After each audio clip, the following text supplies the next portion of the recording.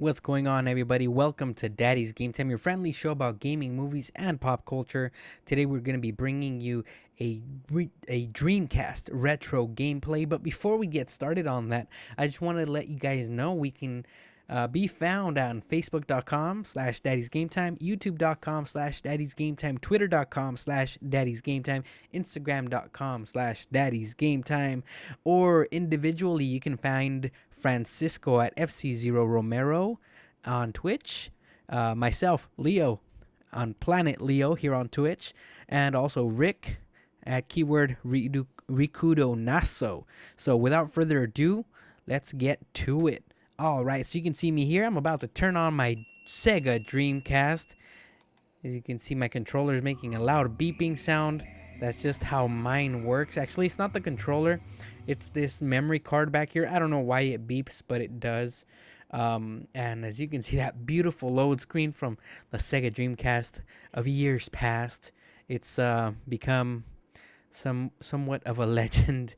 The Dreamcast is one of those consoles that not too many people actually owned because of the promise that was the PlayStation 2. And boy, PlayStation 2 was definitely a console for the ages, one of the greatest consoles of all time. We're gonna first look at this introduction. It's pretty neat. This game from published by Namco was actually developed by Project Soul for the Sega Dreamcast. It released in North America September 9th, 1999. Originally, this was an arcade video game, but it looks like it received a lot of polish in terms of gameplay for the home console release, and it ended up being a very legendary game for its gameplay. It had great gameplay, and that's partly what I'm here for today. It's one of my favorite games of all time. However, I want to revisit it. I want to do what I do with some of my other games as well, and is sometimes I go back and visit them again just to find out if they really are what I thought they were, which were great games where the mechanics on the gameplay hold up. And that's what we're about to find out. But so far, just we're looking at this little intro. You gotta understand, back in 1999 when this game was released, this was, well, let me give you a little bit of background. This was the first game that I actually owned for Sega Dreamcast. I pre-ordered the Sega Dreamcast. Yes, I knew PlayStation was just around the corner, but I decided I was gonna go with the Sega Dreamcast, and boy, was I not disappointed. Despite the failure that it was commercially, it does have many interesting titles that definitely appealed to myself and to all my friends at the time when this was released. And that's what mattered to me the most, the games, the titles that were available for it. You might see over here, I have a little guest over here. It's my son. He's actually kind of chilling with me, letting me play a little bit, tugging on my ear. You might see a little bit here and there from him, but that's cool. This is Daddy's Game Time, and so I guess we're gonna be checking this out, and hopefully this game will hold up and meet the expectations that I have for it. So okay, that was the intro. Pretty cool, pretty standard for a game at the time. We have arcade mode versus battle, team battle, time attack, survival, museum, practice, options, mission battle, back to arcade. This is what we're gonna play today. Something quick, something fun. As you can see, the characters that you can begin with are Valdo, Ivy, Sophidia, Mitsurugi, Killick, Shenhua, Maxi, Nightmare, Taki, Astaroth. And there's a few more, but I remember my favorite was Mitsurugi. I used to kick some butt with this guy. Now, this game is one of the first 3D games, 3D fighters to really get the formula right. It handles Well, I remember the handling of the gameplay was really tight, and right off the bat, one of my favorite moves. I still remember it after all these years.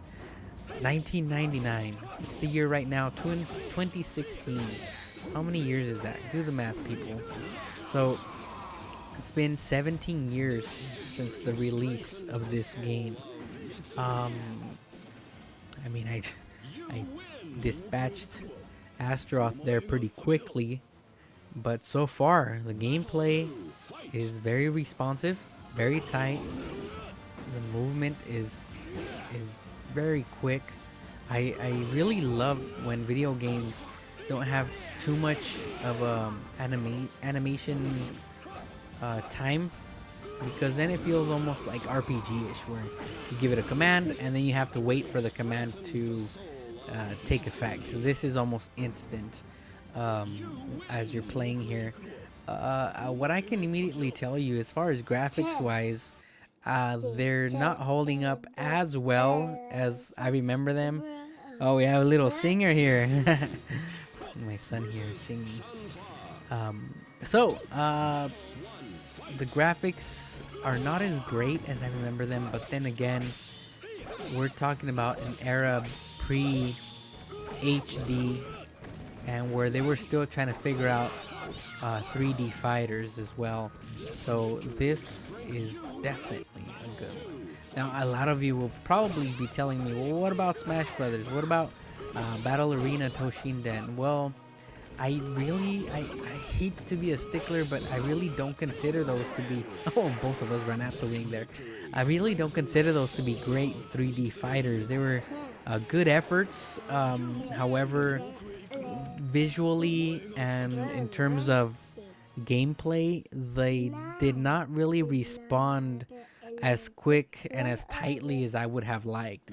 Same thing goes for the Tekken series. Yes, they were great. They were fun to play. Street Fighter, I believe they called it 3D or Street Fighter XD or something like that. I'm sorry, I would have to go back and research it, but there was a 3D Street Fighter fighting game. Oh, she beat me up. Anyways, 3D Street Fighter game, that one was a lot of fun. I remember playing that one as well. However, none of those titles hold a candle to both the visuals and gameplay that this title possesses. This title has really tight gameplay. It has some mechanics that are very unique to it. It's not just a fist-to-fist combat. It has weapon combat as well. It doesn't go for the gore aspect of it with blood flying everywhere, as some of the earlier titles released in the 90s, such as Mortal Kombat, for example. This goes more for explosions and particle effects and whatnot when there is an impact. From what I'm listening to, as I'm enjoying my gameplay here, is that the audio effects are pretty spot on. The voice acting probably could be better. However, everything else is really, really well done. This is still a lot of fun. Like, if you were to bust this game out with a group of friends and they were not the type that were snobs about graphics, I think this game would be a really, really fun party game to go out there and just enjoy with everybody. I think I'm playing here in normal difficulty, but I don't know if it's just all my years of experience with this game that are making it pretty easy for me to kind of time and counterattack. But so far it's been relatively simple for me to get through each one of these guys and gals that are fighting against me.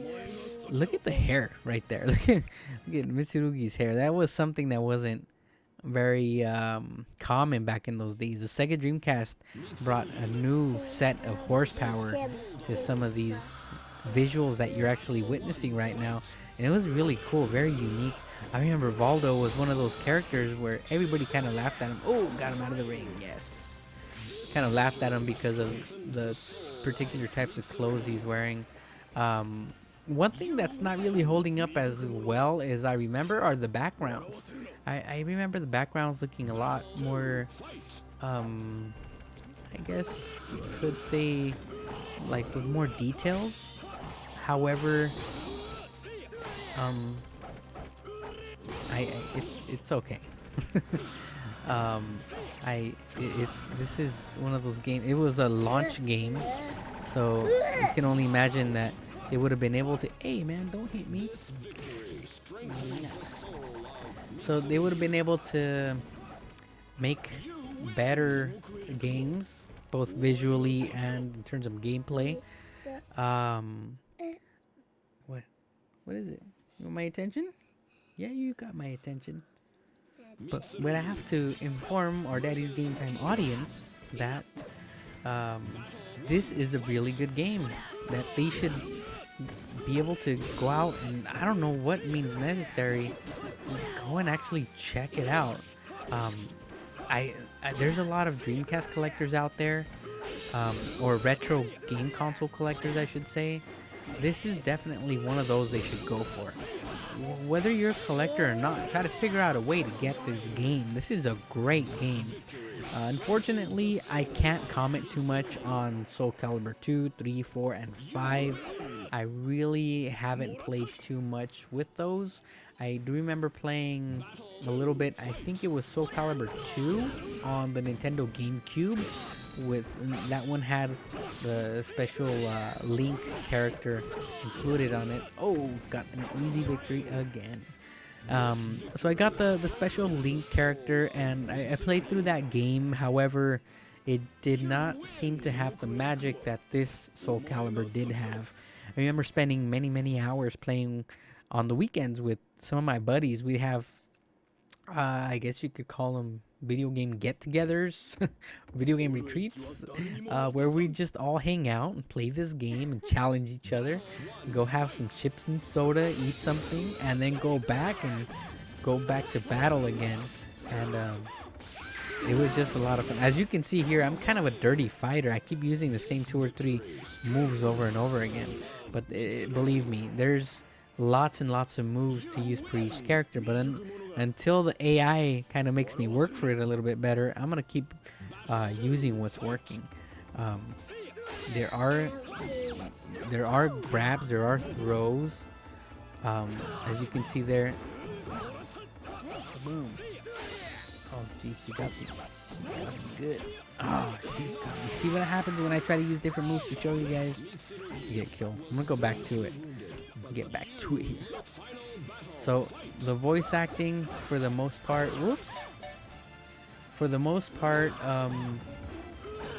it's not that great. But